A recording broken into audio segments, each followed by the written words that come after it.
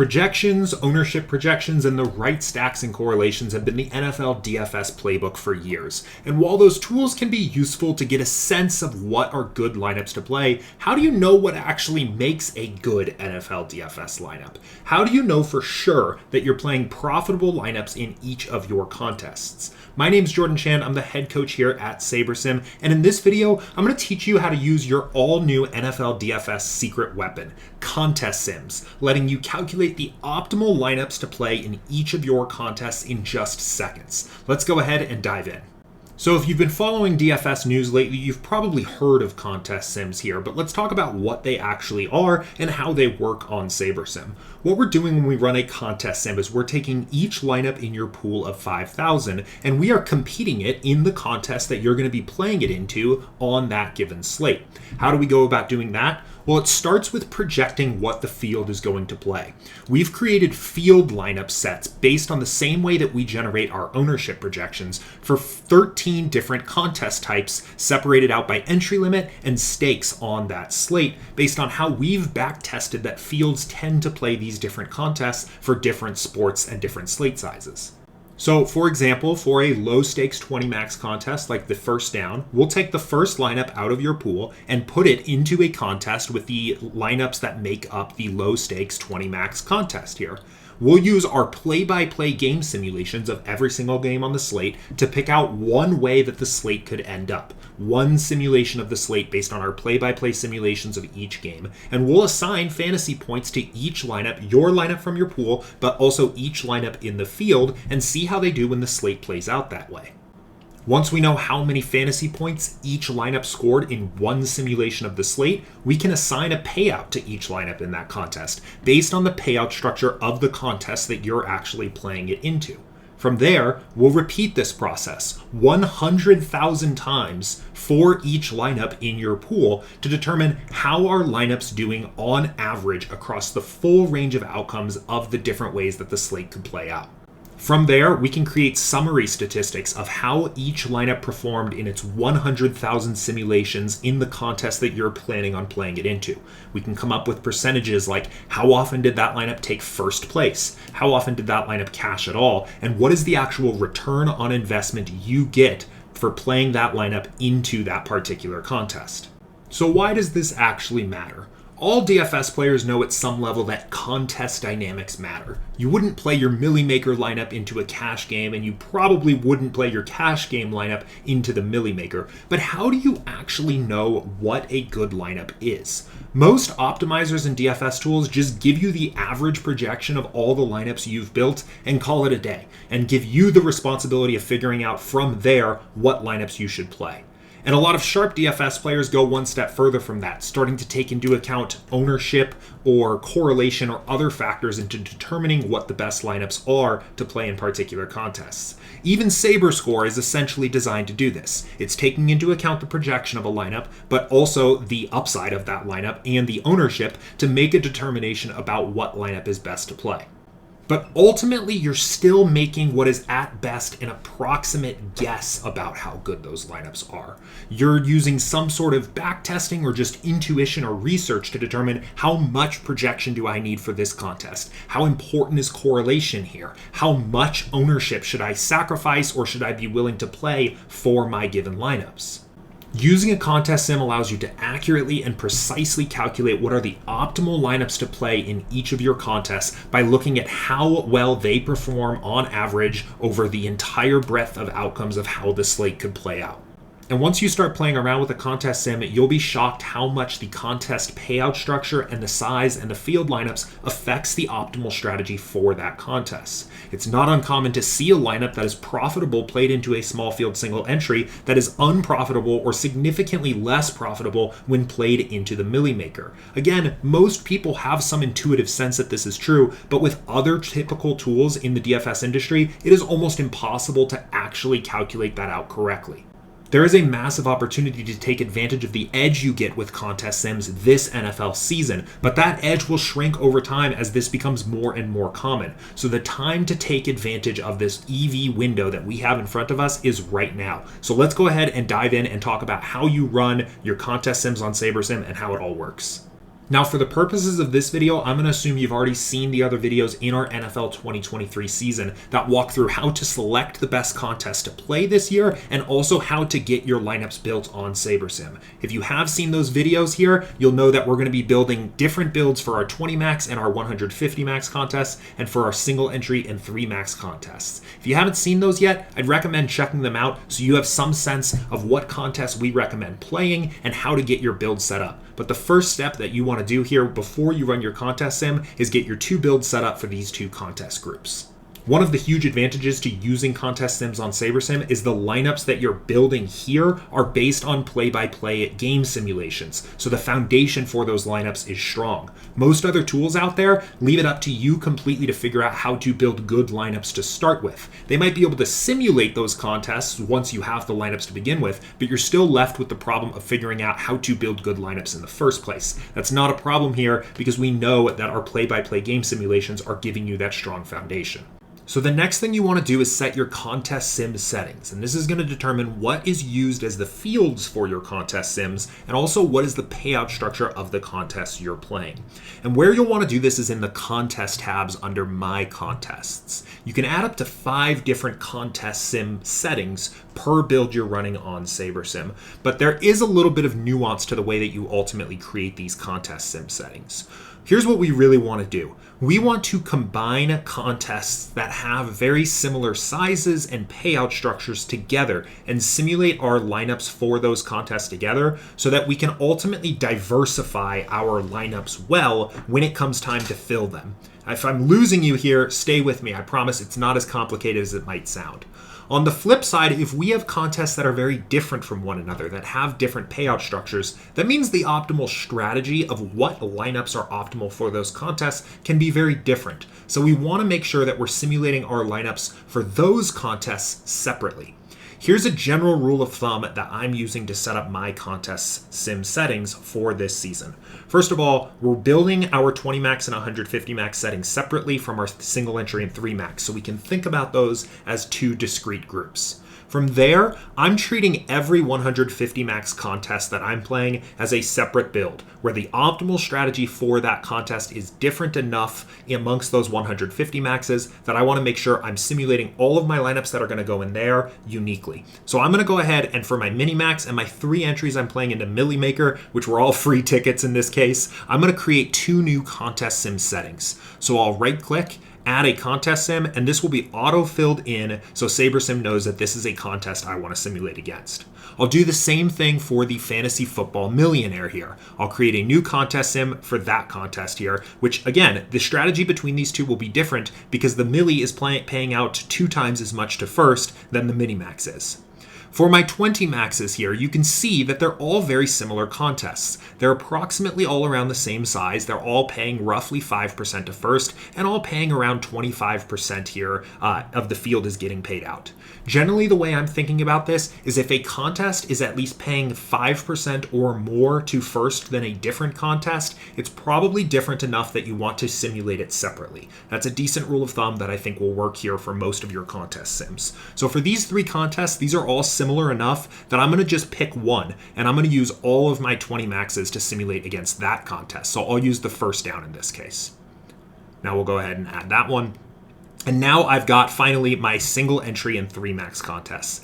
These are all pretty similar here.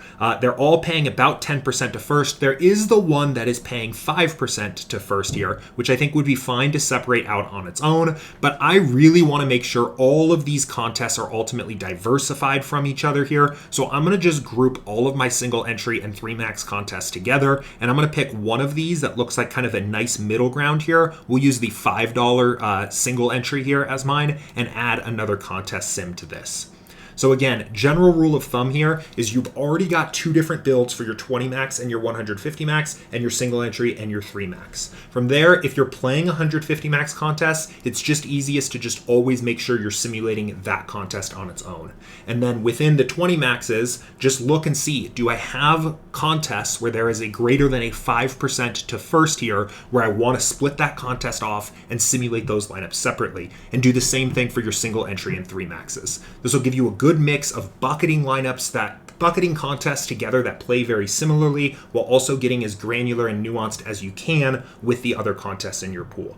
This is something where you can express a little bit of your own personal take of what is optimal here. The more granular you're getting with your contest sims, the less effectively you're going to be able to diversify your lineups played into those contests, because the same kinds of lineups are going to be optimal in similar kinds of contests. The more generic you're getting with how you're bucketing your contest simulations, you're going to lose a little bit of nuance in how precisely you're calculating ROI, but the more you're going to be able to diversify.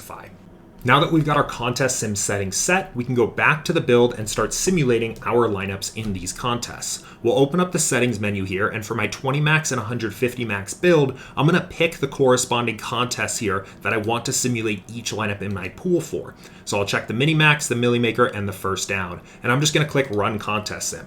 And this is where the magic happens. We're taking each lineup in our pool of 5,000 and simulating it in each of these contests 100,000 times to calculate what lineups are performing the best across the full range of outcomes of this slate in these 3 different contests with different fields and payout structures. Now that our contest sim is finished, we'll see in our lineup cards for each of these lineups, we get summary statistics of how these lineups performed in each of these contests. We have the ROI, which is the return on investment of this lineup in that contest. The risk-adjusted ROI is a risk-balanced ROI measurement that's taking into account how often the lineup cashes and what it wins when it does, but also the downside of that lineup not cashing at all. We also have the percent of the time the lineup wins the contest, how often it's cashing, and the standard deviation of the ROI. Generally, the best metric to use when sorting and grading these metrics is going to be risk-adjusted ROI, because it's going to take into account both the upside and profitability of that lineup when it is cashing or winning or taking a top 1% finish, but also the downside of how often that lineup fails to cash at all. From here, you'll just want to change the sorting method to the risk-adjusted ROI for whatever contest that you're planning on filling into first here. So if I wanted to use this to fill my mini-max entries, I would change this to the risk-adjusted ROI for the mini-max. And now these are the best 150 lineups from my pool of 5,000 to play into that contest.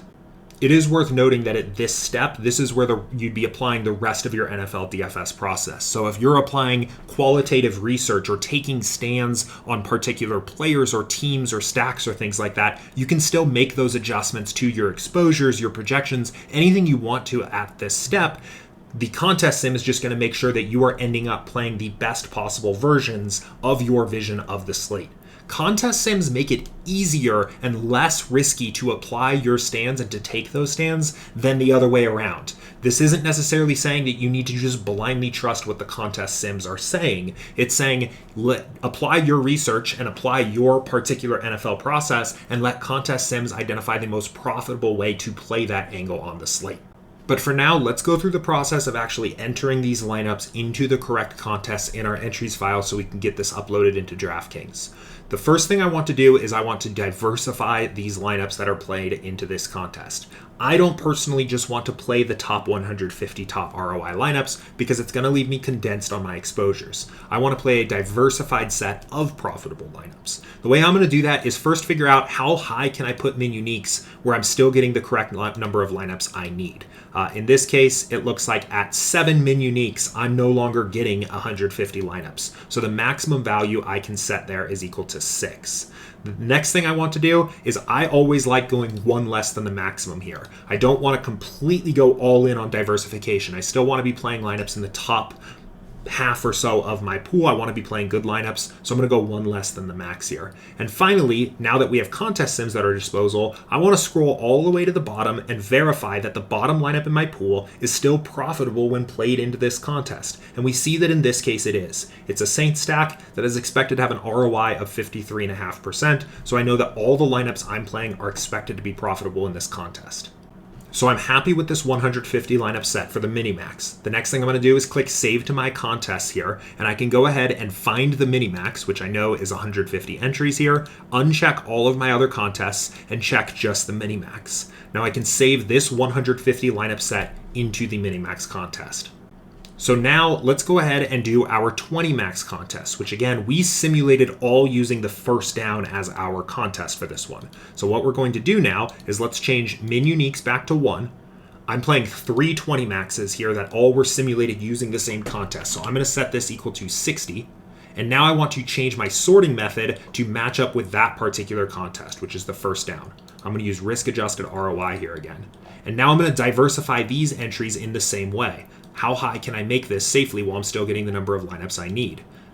There's 60 is less than 150, so I'm probably going to be able to get more. 7 is the max value I can set it at here, so I'm going to use 6 and then scroll down and verify that all of the lineups in my pool are still profitable when played into this contest. You can see the ROI number here is a little bit less. If you want higher ROI numbers, you can lower your min uniques, but this is the way that I've been using this here because all I want to do is make sure I'm profitable in these contests and play as diversified as possible. But the ROI is a little bit lower here at the bottom end of our first down contests. We'll go ahead here now and save these, selecting our 3 20 maxes here.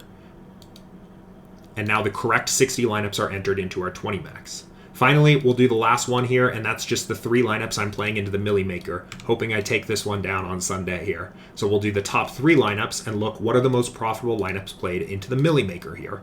I'm going to probably be able to get pretty diversified with just 3 lineups here, so let's see if I can set it equal to 9. I can. I still like using 1 less than the max, so I'm going to do 8 min uniques for these 3 builds and verify that the bottom lineup is still profitable in the Milli Maker, and it is. It has 115.8% ROI here.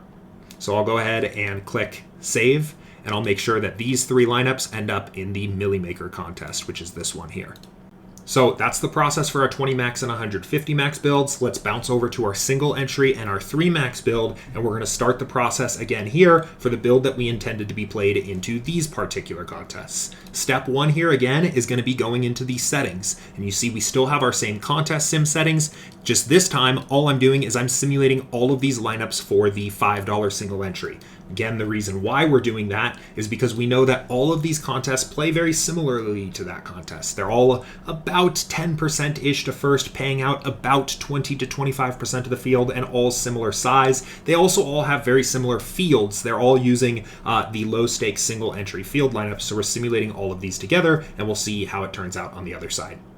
All right, so our contest sim is done. We've got the summary statistics here again for each lineup. We're going to follow the same steps. We're going to pick the risk-adjusted ROI for the single entry contests. Let's go ahead and figure out how many of these lineups we actually need here. So we'll sort by entries, and we have 3, 6, 8, 9, 10, 11, 12, 13, 14, 15 of these entries here to fill. So we'll go ahead here and set this equal to 15 so that we have the right number of lineups. And let's figure out how high we can get min uniques cranked here. If we set it equal to 8, we're still getting 15 lineups.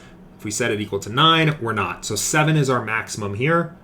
And I'm going to go ahead and real quickly just verify again that my 15th lineup is still profitable played into these contests, and it is, so I'm good to go. Again, this is a little bit of a matter of personal risk tolerance for you. If you want to use less min uniques and be more concentrated on the top lineups, that's fine. If you like diving deep into your pool, that's also fine. That's how I like to play. So I'm going to go ahead and save these. And now all I need to do, easiest thing to do probably here, is to just uncheck the contests that are already filled. So we'll just go ahead and remove those 5. And we've got the other 15 here, and we'll save those. Now my entire entries file is full of contests here, full of lineups that are optimal for the contests I'm entering them into and are well diversified. So from there, I can just download my entries file and upload this entries file up to DK. And I know that I am playing the best possible lineups in each of these contests in 100,000 contest simulations of the contests themselves. Contest sims have become a little bit of a buzzword in the DFS space, and when you first start using them, it can be a little bit confusing what's going on. But in reality, the way people have been building and selecting DFS lineups to play in DFS for years is far more confusing. How much projection and ownership and correlation should you use in your lineups? That's a challenging problem to solve, and no solution really deals with that problem very well. That's what a contest sim solves. Instead of trying to guess what the best lineups are to play, just see how the lineups that you've built perform in the contest that you're planning on playing them into. And that's exactly how the process on SaberSim works. But the contest simulations on SaberSim are the best tool to use for contest sims this season for a few reasons. First, we're leveraging our play-by-play game simulations both when you're building your lineups to use in the sims and also for the contest simulations themselves. We have a realistic understanding of what football looks like on the field, and that's how we ultimately sim your lineups. Second, your lineups are simulated against a hypothetical field. We're not just simulating the field against itself. We're building you a pool of lineups designed to exploit the field and then finding the best ones amongst them that do that job. Third, SaberSim allows you to quickly and effectively simulate your lineups against a bunch of different contest types that you're playing on that slate. As we walked through here, you can quickly pick out the different types of contests you're playing, set them up as settings, and run 100,000 simulations for each of those contests in just 30 seconds or so. It does a better job of identifying the right lineup to go into the right contest for each of the contests you're playing. And finally, SaberSim's contest sims are seamlessly integrated into the rest of the SaberSim process. This isn't a bulky add-on that you have to figure out how it fits into the rest of what you're doing. SaberSim's contest sims just help identify the best lineups to play out of your pool, while still letting you manage your entries, adjust player exposures and projections, late swap, and the rest of the SaberSim experience you've come to know and love. The rest of the NFL DFS lobby is gearing up for another year of battling average projections and traditional optimizers to try to build a set of semi-competitive lineups and then guess what the best ones are to play in each of their contests. Take advantage of this massive EV window that has opened up with contest sims on SaberSim this season and get ready for your most profitable NFL season yet. The best part of this is you can get a completely free 5-day trial to SaberSim Ultimate to check out these contest sims at the start of the NFL season. We've reset everyone's trial access, so if you've used a SaberSim trial in the past, you can sign up and get a new one and check these tools out for week 1. If you have any questions about SaberSim contest sims or anything else, you can always reach out in our Discord server or by emailing us at support@sabersim.com. In the meantime, thanks for watching and good luck.